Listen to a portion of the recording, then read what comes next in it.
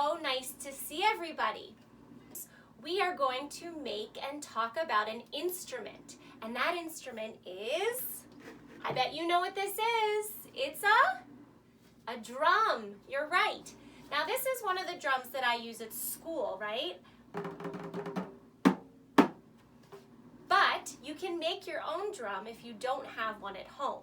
And I hope if you make one, or even if you have one, you'll show me a picture of it. Because drums are really, really interesting. And drums are the oldest instrument ever created. And drums are made by stretching something. So this is like stretched fabric, stretched really, really, really tight over this body right here to make a vibration. And we've talked about vibrations. Vibration is that really, really, really tight movement. So it makes a vibration, right? And if you stop the vibration, the sound stops. So I'm going to let you know that I tried to make a drum out of an old coffee can. And honestly, I didn't have that much luck with it. I'll show you what I did. I took a piece of fabric like they kind of did in the old days, and I put a rubber band on it, and I stretched it as tight as I could. And I'll show you. It makes a sound, but it doesn't make a big sound. It doesn't resonate the way I want. So it's good to try things because you get to hear. This is one of the ones I have at home. You could use a stick too. Lots of people use sticks when they drum. And then I found this bowl, which is a perfectly good drum. And then I took the top back off. Whoops, some glue's coming out. I took the top back off, and I put the original top on. And I thought that made a really great drum. So if it doesn't work the first time, what should you do? You should try something else. Now, something that I learned, and maybe you know this, is that even animals like monkeys use drumming to talk to each other. They use their chest, they beat their chests to talk to each other. Isn't that amazing?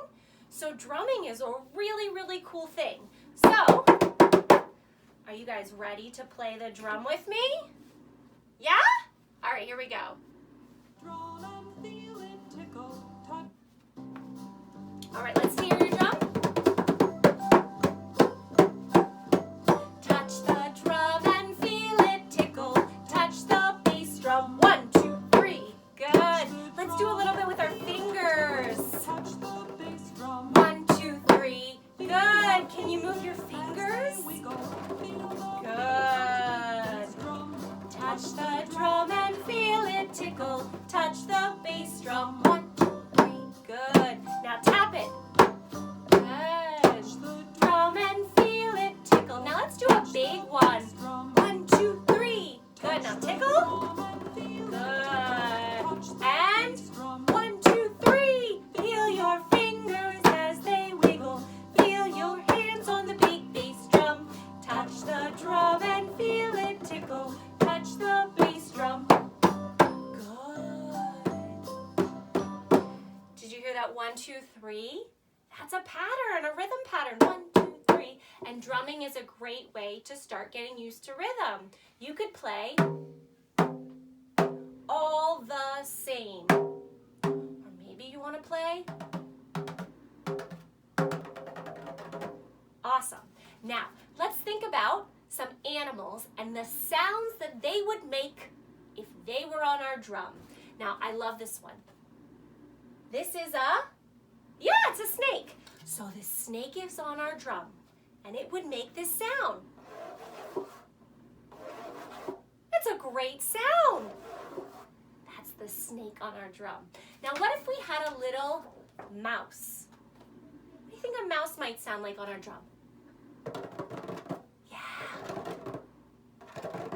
Good job. All right, we have a bunny on our drum, so we're gonna go just like that bunny. Think about their feet. Good. All right, I've got a horse, a galloping horse. And that is a rhythmic pattern. All right, what do you think a kitty cat might sound like? A kitty cat. Just kind of scampering around. Yeah. All right, and the last one is my favorite. A big elephant.